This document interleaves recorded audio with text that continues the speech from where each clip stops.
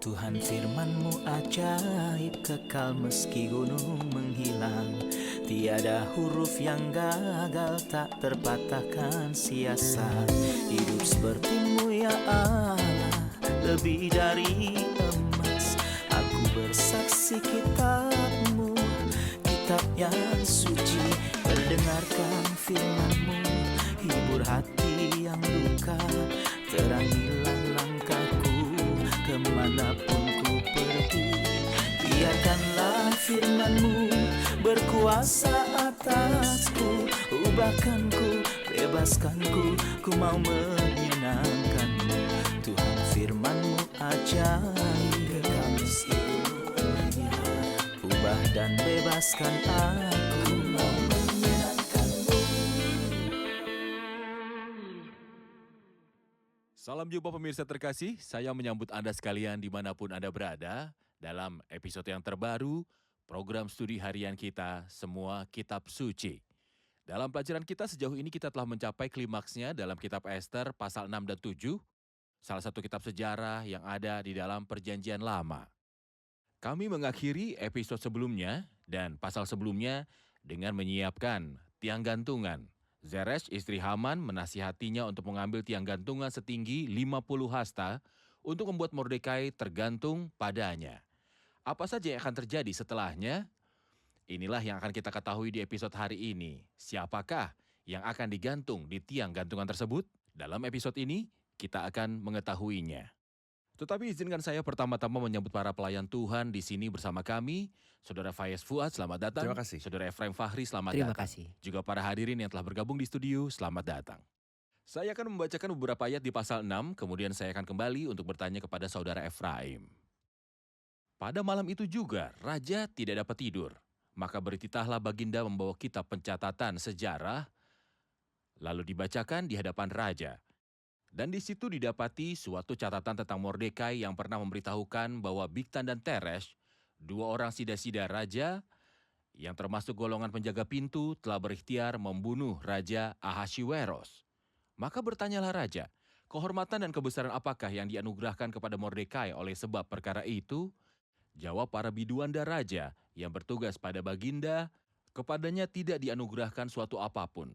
Maka bertanyalah raja, siapakah itu yang ada di pelataran? Pada waktu itu Haman baru datang di pelataran luar istana raja untuk memberitahukan kepada baginda bahwa ia hendak menyulakan Mordekai pada tiang yang sudah didirikannya untuk dia.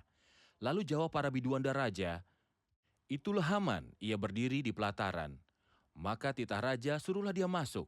Setelah Haman masuk, bertanyalah raja kepadanya, apakah yang harus dilakukan kepada orang yang raja berkenan menghormatinya? Kata Haman dalam hatinya, kepada siapa lagi raja berkenan menganugerahkan kehormatan lebih daripada aku? Oleh karena itu jawab Haman kepada raja, mengenai orang yang raja berkenan menghormatinya, hendaklah diambil pakaian kerajaan yang biasa dipakai oleh raja sendiri, dan lagi kuda yang biasa dikendarai oleh raja sendiri, dan yang diberi mahkota kerajaan di kepalanya. Dan hendaklah diserahkan pakaian dan kuda itu ke tangan seorang dari antara para pembesar raja, orang-orang bangsawan. Lalu hendaklah pakaian itu dikenakan kepada orang yang raja berkenan menghormatinya. Kemudian hendaklah ia diarak dengan mengendarai kuda itu melalui lapangan kota, sedang orang berseru-seru di depannya. Beginilah dilakukan kepada orang yang raja berkenan menghormatinya. Maka titah raja kepada Haman, segera ambillah pakaian dan kuda itu seperti yang kau katakan itu, dan lakukanlah demikian kepada Mordekai, orang Yahudi yang duduk di pintu gerbang istana. Sepatah kata pun janganlah kau lalaikan daripada segala yang kau katakan itu. Lalu Haman mengambil pakaian dan kuda itu dan dikenakannya pakaian itu kepada Mordekai, kemudian diaraknya Mordekai melalui lapangan kota itu. Sedang ia menyerukan di depannya, beginilah dilakukan kepada orang yang raja berkenan menghormatinya. Kemudian kembalilah Mordekai ke pintu gerbang istana raja. Tetapi Haman bergesa-gesa pulang ke rumahnya dengan sedih hatinya dan berselubung kepalanya. Dan Haman menceritakan kepada Zeresh istrinya dan kepada semua sahabatnya apa yang dialaminya. Maka kata para orang arif bijaksana dan Zeresh istrinya kepadanya, jikalau Mordekai yang di depannya engkau sudah mulai jatuh adalah keturunan Yahudi, maka engkau tidak akan sanggup melawan dia, malahan engkau akan jatuh benar-benar di depannya. Selagi mereka itu bercakap-cakap dengan dia, datanglah sida-sida raja. lalu mengantarkan Haman dengan segera ke perjamuan yang diadakan oleh Esther. Kejadian yang sangat menarik di pasal ini. Tetapi mohon ceritakan kepada kami tentang pemeliharaan Tuhan dan kedaulatan Tuhan ketika raja tidak bisa tidur malam itu. Saya akan mulai dengan pertanyaan siapa yang membuat raja tidak bisa tidur. Dia yang Mazmur 121 ayat 4 katakan dia tidak terlelap dan tidak tidur. Dia yang menjaga orang-orang yang dikasihinya dan firman-Nya. Tuhanlah yang membuat Raja Ahasweros tidak bisa tidur.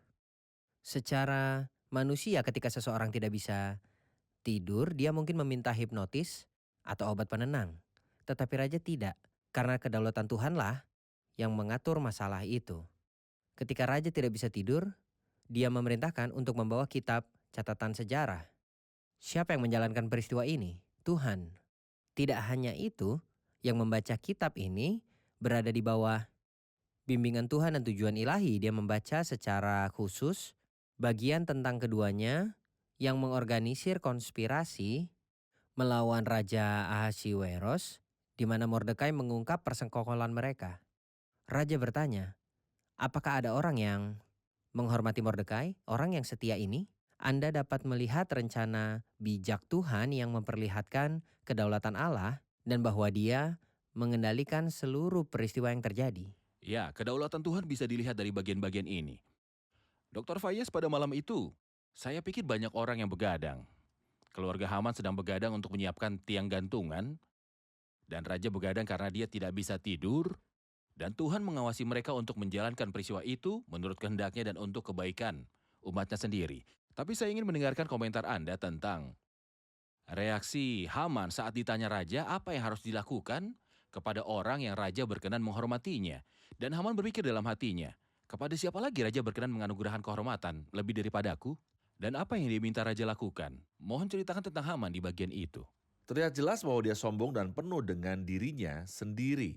Dan dia membayangkan bahwa dialah satu-satunya yang pantas dihormati. Jadi Tuhan pada waktu yang tepat itu mengizinkan bahwa ketika raja tertidur, raja membaca bagian tentang Mordekai dan bahwa dia tidak dihormati.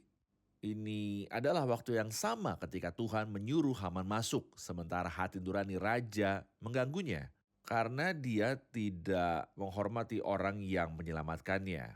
Jadi dia bertanya-tanya bagaimana dia bisa menghormatinya pada saat yang sama ketika Haman masuk.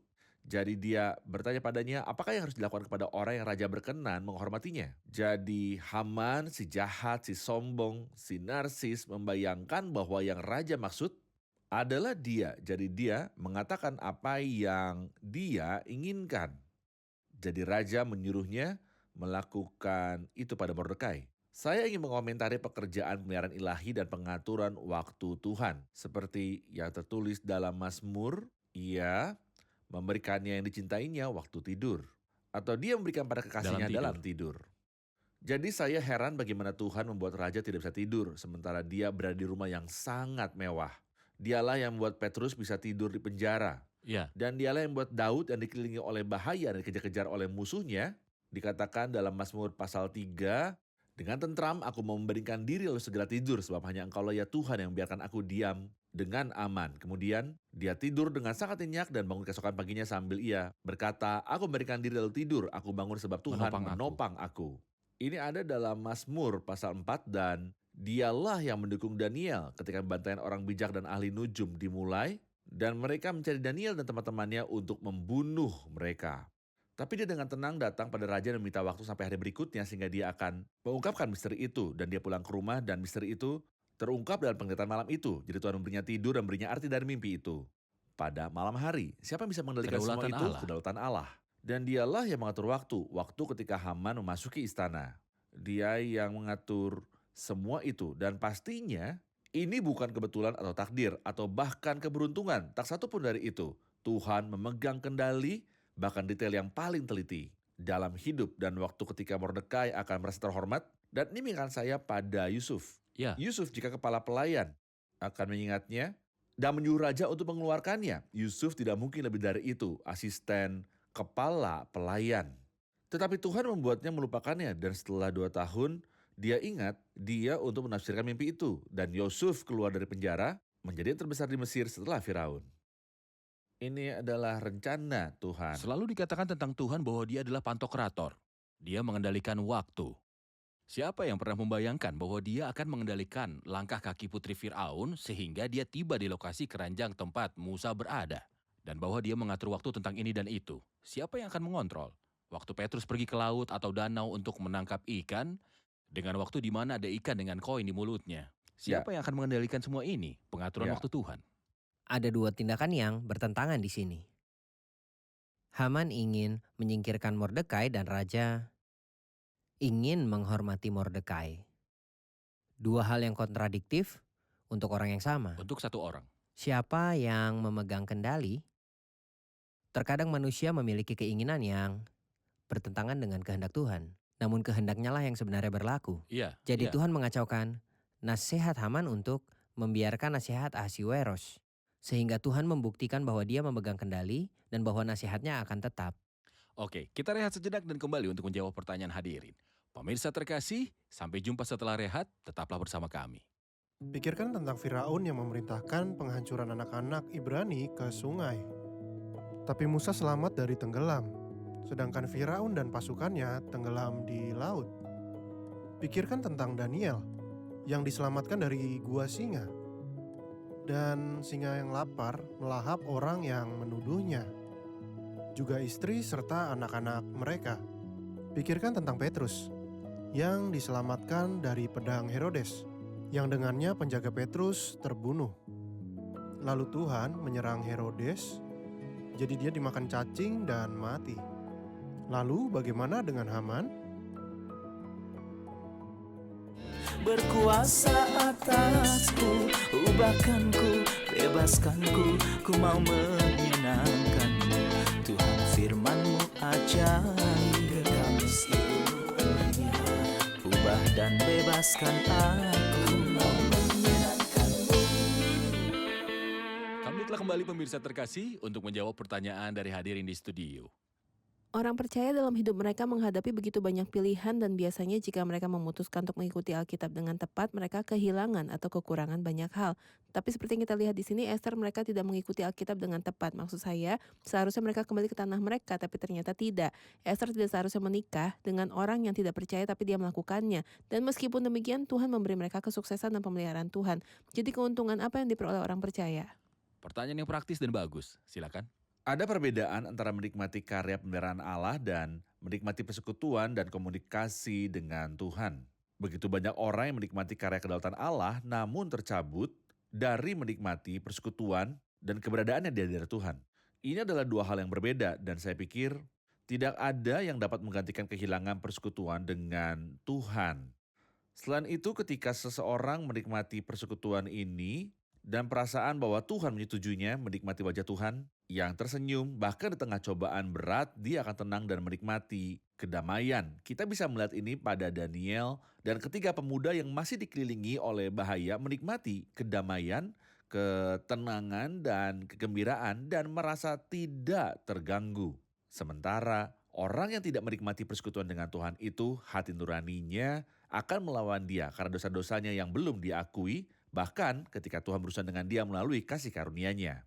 Dan bahkan ketika dia menikmati pemeliharaan Tuhan, dia akan salah menafsirkan bahwa seperti saudara-saudara Yusuf ketika Yusuf mengembalikan uang itu ke dalam karung mereka. Jadi ketika mereka menemukan uang di biji-bijian bukan yang memahami bahwa Tuhan menghormati mereka, mereka menjadi takut dan saling bertanya, apa yang telah dilakukan Allah kepada kita?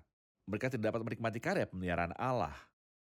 Jadi saya pikir kita tidak hanya harus tertarik untuk menikmati karya-karya pemeliharaan Tuhan ini, Perkenanan dan tapi juga merasakan perkenanan persekutuan Tuhan. dengan Engkau memanggil Allah. dengan anugerah-Mu. Seperti perisai, mereka tidak merasakannya. Oke. Mereka menggantung kecapi mereka di pohon willow dan berkata bagaimana kita menyanyikan nyanyian Tuhan di negeri asing. Dan kemudian mereka tinggal di negeri asing itu dan tidak bernyanyi. Mereka dijauhkan dari bait suci dan mempersembahkan korban dan semakin dekat dengan hadirat Tuhan dan tempat di mana Tuhan telah memilih untuk membuat namanya diam di sana. Jadi Abraham menikmati perlindungan dengan Tuhan dari musuh-musuhnya, orang Amori dan orang Het yang mengelilinginya. Lot juga dilindungi di Sodom. Ya. Namun betapa besar perbedaan antara bagaimana masing-masing dari mereka merasakannya. Abraham merasa bahwa dia berada di hadirat Allah. Tetapi Lot, spiritual antara dia dan Allah tidak terbuka. Dan bahkan ketika Tuhan menyuruhnya pergi ke gunung, dia menjadi takut. Ya. Silakan saudara Efraim. Ada dua hal yang saya akan bicarakan untuk menjawab pertanyaan ini. Aturannya saya harus berada dalam kehendak Tuhan. Doa saya harus sesuai kehendak Tuhan, yaitu bahwa Ia mengabulkan doa kita jikalau kita meminta Menurut sesuatu kehendaknya. kepadanya menurut kehendaknya. Namun terkadang Tuhan mengizinkan saya melakukan apa yang saya inginkan karena Saat tidak aku patuh bersikeras akan itu. saat saya bersikeras. Ini yang sebenarnya terjadi. Ketika misalnya seorang percaya bersikeras untuk menikah dengan seorang yang tidak seiman dan telah membuat keputusan akhir, atau seorang yang bermigrasi misalnya tanpa benar-benar bertanya kepada Tuhan. Jadi ketika Tuhan melihat betapa kita bersikeras atau keputusan yang tidak sesuai dengan kehendaknya, Dia izinkan kita lakukan apa yang kita inginkan. Tapi bisakah Tuhan keluarkan sesuatu yang baik dari yang sudah dimakan? Sesuatu yang manis dari yang kuat? Tidak bisakah Tuhan menunjukkan pemeliharaan ilahinya? Melalui kelemahan dan pikiran salahku, inilah yang dimaksud dengan kitab Ester. Mereka keliru ketika mereka tidak kembali ke tanah Tuhan. Tetapi tidak bisakah Tuhan mengubah keputusan yang salah menjadi satu berkat dan tunjukkan pemeliharaan kepada umatnya? Inilah isi kitab Ester. Saudara Efraim, saya ingin Anda mengomentari pemandangan yang luar biasa itu. Haman memberi Mordekai jubah kerajaan dan menuntunnya dengan menunggang kuda dan mengumumkan melalui alun-alun kota, beginilah dilakukan kepada orang yang raja berkenan menghormatinya. Dan peristiwa Haman kembali ke rumah setelah dikecewakan. Apa komentar Anda tentang itu? Saya tidak bisa menggambarkan gunung berapi atau gempa bumi terjadi. Saya berpikir bahwa sesuatu seperti gempa bumi atau gunung berapi besar ada di hati Haman. Dan dia pasti memiliki rasa duka yang mendalam, tapi dia harus mematuhi kedaulatan yang lebih tinggi dan dia harus tunduk pada keputusan raja. Karena dia tidak punya pilihan lain, tetapi secara internal hancur dan memiliki begitu banyak pemikiran dalam hatinya dan penyesalan yang mendalam karena apa yang telah dia lakukan. Dan pikiran jahatnya terhadap orang yang dihormati Tuhan. Saya ingat ayat mengatakan, jauhlah hal Silakan. itu daripadaku, sebab siapa yang menghormati aku akan kuhormati. Tetapi siapa yang menghina aku akan dipandang rendah. Bagian pertama dari ayat ini yang mengatakan bahwa Tuhan menghormati mereka yang menghormati dia, berlaku untuk Mordekai. Dan yang menghina aku akan dipandang rendah, berlaku untuk Haman. Saya ingat lagu Hannah ibu Samuel ketika dia berkata, busur orang-orang perkasa telah patah. Dan mereka yang tersandung diikat dengan kekuatan. Saya pikir ini menggambarkan keseluruhan peristiwa di sini. Ketika Mordekai dihormati saat menunggang kuda dan Haman sejahat berjalan di depannya. Siapakah yang dapat berkeras melawan dia dan tetap selamat? Ya. Baik sejarah baru maupun kuno memberitahu kita akan hal itu. Ya. Oke. Dr. Fayez, saya ingin kita lanjut ke pasal yang ke-7. Saya ingin tahu apa yang terjadi setelahnya. Datanglah raja dengan Haman untuk dijamu oleh Ester, sang ratu. Ini adalah perjamuan kedua yang diadakan Ester untuk Raja dan Haman. Dia mengundang dan menghormati mereka. Setelah mereka minum, Raja bertanya kepada Ester tentang permohonannya. Dengan sangat tenang, Ester mengatakan padanya bahwa ada musuh yang akan membuatnya dalam masalah dan bahwa tidak ada yang bisa menggantikan kerugian Raja dan musuh itu akan membunuh dia dan bangsanya. Jadi raja heran dan bertanya siapa itu, dan dia dengan berani mengatakan bahwa itu adalah Haman dan menggambarkan Haman dengan cara yang pantas dia terima penganiaya dan musuh itu ialah Haman, orang jahat ini. Tentu saja raja menjadi sangat marah dan ingin menenangkan pikirannya. Jadi dia meninggalkan tempat kejadian dan pergi ke taman agar amarahnya mereda. Mendinginkan hati. Dan dia bertanya-tanya bagaimana ini terjadi. Dan saya pikir dia merasa kasihan pada dirinya sendiri karena dia terlibat.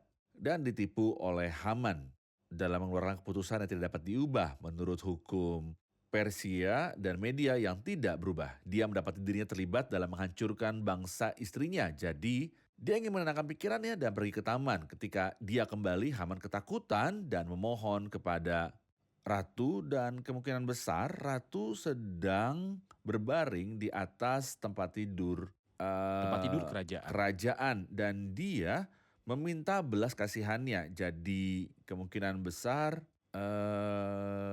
Haman dia jatuh terpeleset di atau atasnya. semacam itu. Ketika raja kembali melihat itu dan dalam kemarahannya dia membayangkan bahwa dia melecehkan ratu karena Alkitab berkata, maka titah raja, masih jugakah ia hendak menggagahi sang ratu di dalam istanaku sendiri? Menggagahi berarti pemerkosaan. Apakah sampai sejauh itu? Tentu saja raja salah memahami situasinya. Selain itu ada orang yang menambah kemarahan Ahasuerus terhadap Haman. Terdapat Harbona yang tampaknya menentang Haman, mengatakan bahwa bukan hanya itu dan bahwa dia juga sedang mempersiapkan sesuatu yang jahat untuk Mordekai. Yang dihormati raja, Haman menyiapkan tiang gantungan yang sepertinya sangat tinggi.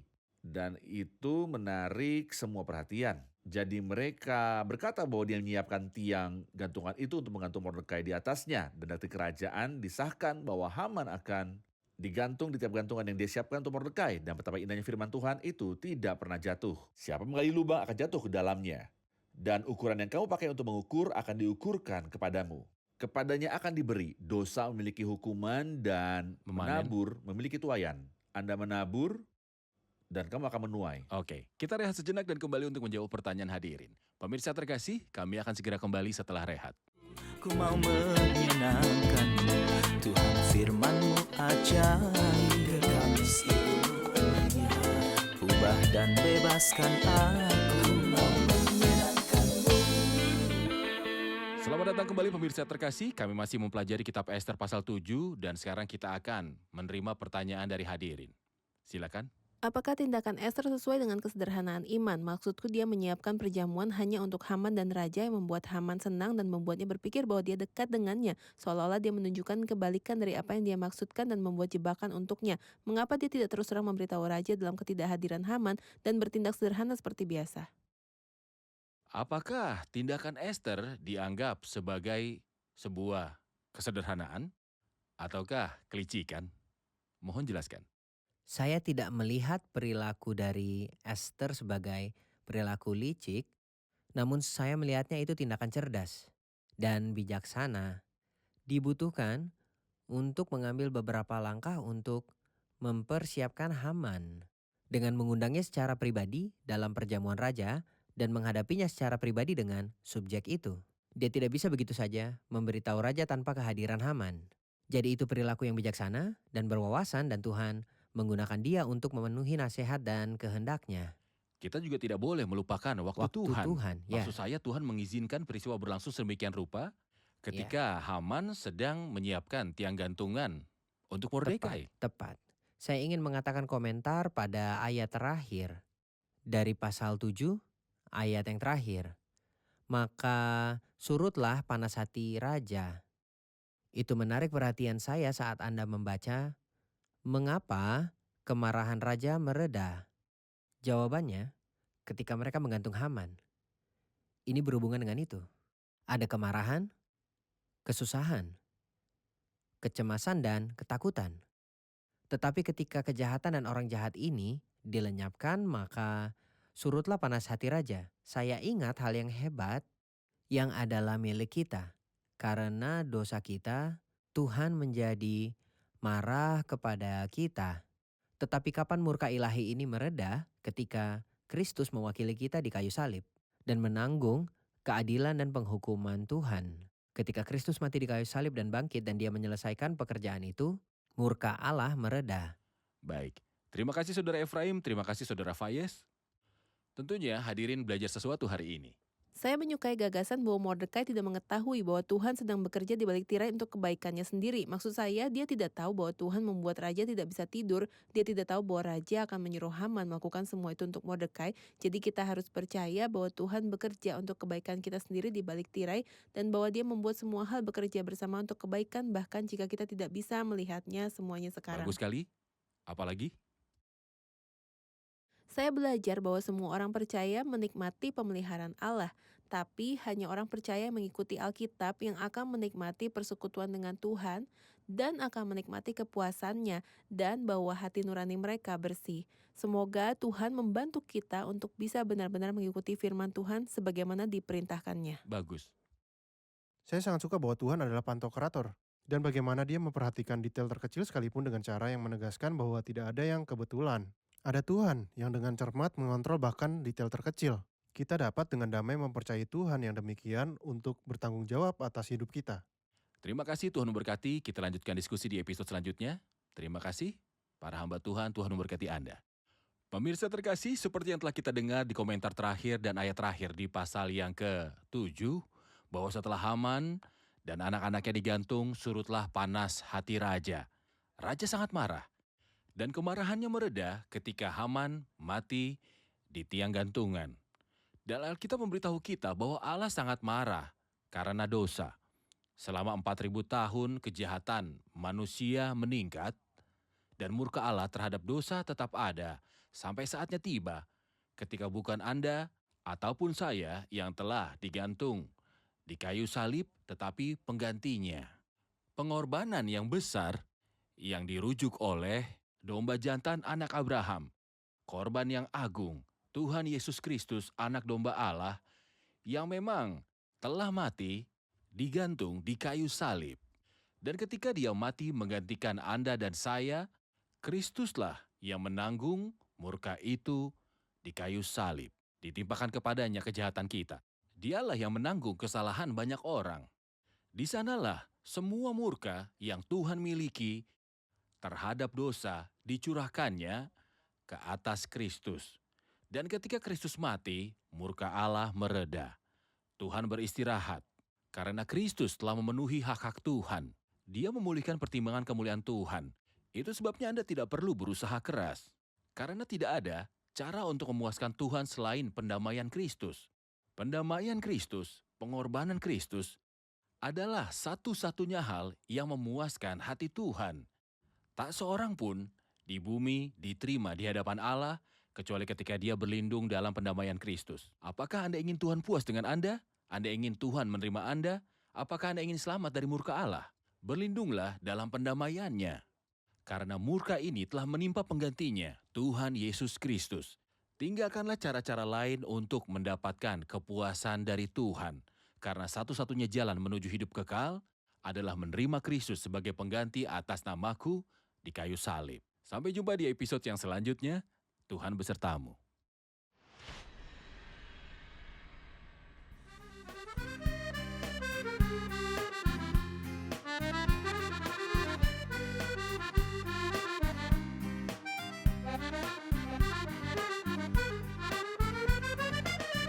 أنقذت نفسي سيدي من شر موت وقلق وقد مسحت أدمعي حفظتني من الزلق في موطن الأحياء أنا أسلك قدام الإله مخبرا بفضله مسبحا طول الحياة آمنت بالحق الجلي لذاك فهت ناطقا وقد تذللت أنا ذلا شديدا فائقا وقلت عند حيرتي لا أرتجي إلا الإله كل سواه باطل ولا رجاء لي سواه.